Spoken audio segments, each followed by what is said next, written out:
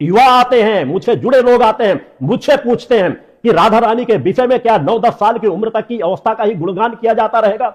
उन्हें पूरी जीवन की यात्रा में क्या की? अरे तुम्हारे बड़े बड़े कथा वाचक भटकते हैं, कोई कह रहा राधा जी ने कहीं शादी की, कोई कह रहा कहीं शादी की। इस अज्ञानता में समाज को दिशा देने वाला कोई राधे का भक्त तो आएगा, कोई तो उभर करके आए जो समाज में माता राधा के बारे में स्पष्ट वर्णन करे। ये महान शक्तियां हैं, इन महान शक्तियों को सामान्य क्रम में लेकर के तुम अपनी कथाएं कहने और जीविकोपार्जन सामान्य का जीवन जी करके उनका उपयोग न करो।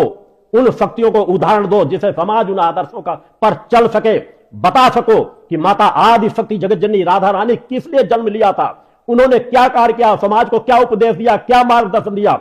हमारे जितने देव पुरुष आए हैं, जितनी देव शक्तियां आई हैं, उन्होंने समाज को एक दिशा दी है, एक मार्ग दिया है, एक उपदेश दिया है, किस तरह का जीवन जीना, किस तरह का जीवन नहीं जीना उनके जीवन की पूरी यात्रा गुजरी है। केवल काल्पनिक कथाएं एक के बाद यदि मैं उन काल्पनिक कथाओं का भंडाफोड़ करना शुरू कर दूंगा तो तुम्हारी जड़ें हिल जाएंगी कथावाचकों की।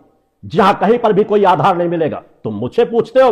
अरे महामूर्खो, यह तुम थोड़ा सा मार्कंडेय ऋषि का ही अध्ययन कर लिए होते, उनके द्वारा लिखित ग्रंथों का अध्ययन कर लिए होते, दुर्गा सप्तशती का ही अध्ययन कर लिए होते, जिससे महान कोई ग्रंथ है नहीं, जिसके एक एक श्लोक में पूरी सृष्टि समा जाएगी। क्योंकि माता आदि शक्ति जगत जननी जगदम्बा के लिखे हुए शब्द है, माता आदि शक्ति जननी जगदम्बा के लिए लिखे गए हैं। एक एक श्लोक में पूरी सृष्टि का विस्तार जुड़ा हुआ है। उसको यदि समझने का प्रयास करते हो, एक एक चीजों को उठा करके बस उसका वर्णन करना शुरू कर दो, आगे पीछे कोई अध्ययन न करो, सृष्टि के बारे में अध्ययन न करो कि ब्रह्मा क्या है, विष्णु क्या है, महेश क्या है, महासरस्वती क्या है, महालक्ष्मी क्या है, महाकाली है क्या है, इनकी दिव्यता का न समझ सको। और इस तरह के अनेकों लोक कौन से हैं और किन लोगों की कौन सी शक्तियां, सब लोगों का संचालन कौन कर रहा है?